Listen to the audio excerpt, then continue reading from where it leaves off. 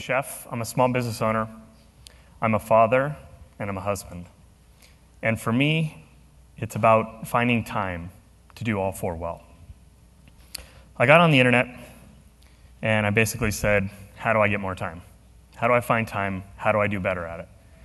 And they started coming up with all kinds of things, really intelligent things, of course. Fill your coffee maker the night before so you don't have to do it the morning of. Buy a day planner.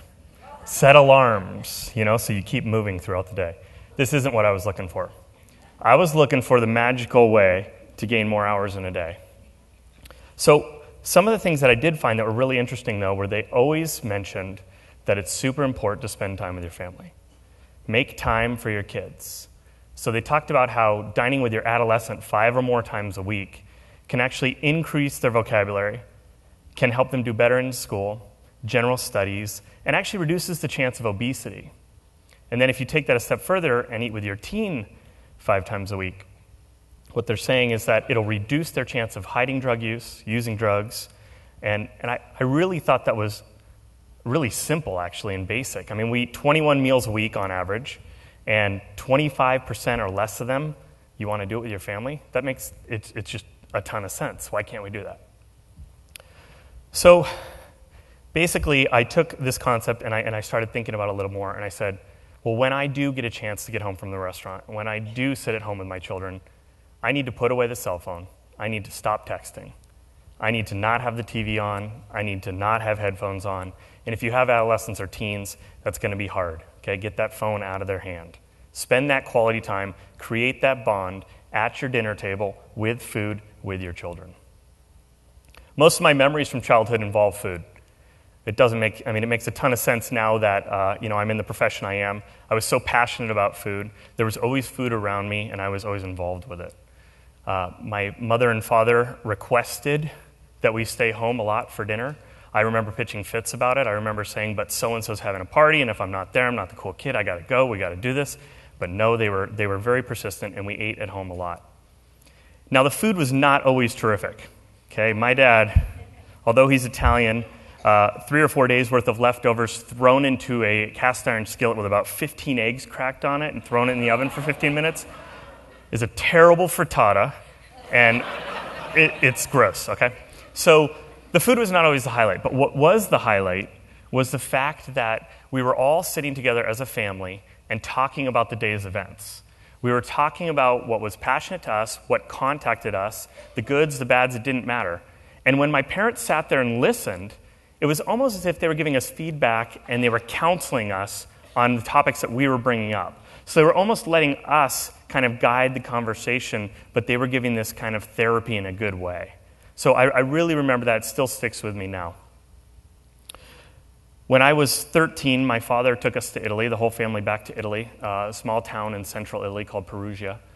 And we went to spend time with his parents, my grandparents. And the uncles and aunts from the north and the south of Italy came to visit. And it was one of the most incredible scenes that I've ever been a part of.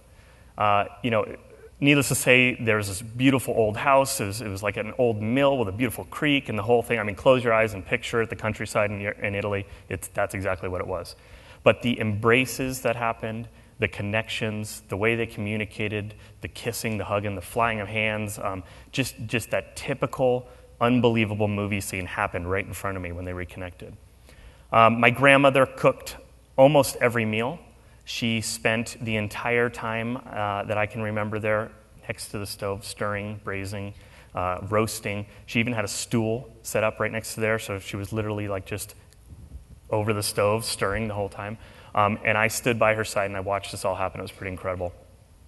There was one exception. One meal we did go out to a restaurant in the small village of Perugia, and we walked into this restaurant and through the restaurant, down this hallway, into this back room that kind of opened up like this secret cave, and there was just unbelievable plaster walls that were all peeling and old. They had little doily curtains everywhere that were kind of, you could tell somebody's grandmother had given that to them. None of the silverware matched. There were glass pitchers on the sides of the table, and as this food started to show up, it was like you were just so involved in this experience, in this process, with this huge family and this 25-foot-long wood table, just passing food and eating and talking with their mouth full and having a conversation with so-and-so and so-and-so. It was like they had never been apart. This family was communicating like they did when they were kids. I mean, just shouting and back and forth. I will tell you, the food was absolutely amazing. I still remember the tastes now. But what was even more amazing to me was just how they reconnected so quickly. How that experience of eating together brought them back to a very primal family communication. My father is loud in general, and he's Italian, and he's very all over the place, and he uses his hands to talk, but he used to tell me, I'm not shouting, I'm raising my voice. And that never really made sense to me. I thought it was a total cop-out until that meal. Because the volumes that they're able to achieve and still hear everything else going on at the table, I can't imagine, I don't get it. So I feel like a lot of the dining experiences that I've had that have been my favorites have always been in Europe, and I think it's not because necessarily I had my vacation hat on or because the food was so darn good, but it was about the passion and the people and the way they kind of set the table, if you will. There's so much that goes into their meals. It's really impressive. The Europeans often take breaks in the middle of the day. They close down their businesses. They're basically stating, my family and my hunger are important enough to go home and have this experience for 2 or 3 hours. The only way I can think of it, kind of in comparison, is if you went to Best Buy tomorrow and it was about 2:30 and they were closed, and there was a note on the door that said, yeah, all our workers are at home with their family eating from 1 to 4. We'll see you tomorrow. I mean, imagine that happening here in the States. It's just not part of the reality. So I don't believe that every child should leave the nest knowing how to be a professional chef. I don't believe that they should be proficient in 100 recipes so that they can feed themselves at college dorms. But what I do believe is I believe they should have a few recipes that they love to make, a few that they're willing to share and hand off to friends. I feel like they should be able to plan their meals. They should be able to shop at the markets, all the while keeping seasonality in the front of their brain. They should be eating what their body needs when it needs it and what's freshest and local. I also believe that when families get together and cook together and eat together and spend time in the kitchen, it creates a happy, healthy bond. It's a good activity. It's not watching TV. It's not sending them off to go play with friends or ride their bike. It is about building the community, the relationship, the family stronger bond over the dinner table. When we built our restaurant, we decided to put a communal table in the restaurant.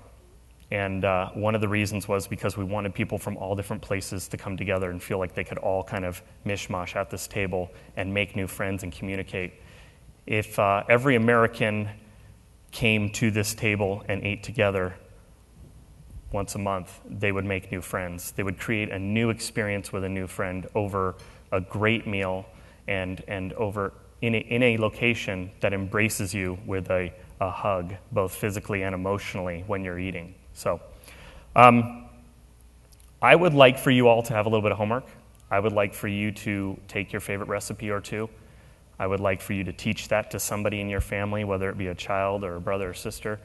I would like you to ask your children to make that recipe in a way that they can share it with the next generation. I really hope that from this conversation you take away that it is really important for children to learn the skill of cooking and, more importantly, spend time with the family in the kitchen at the dining room table. Thank you.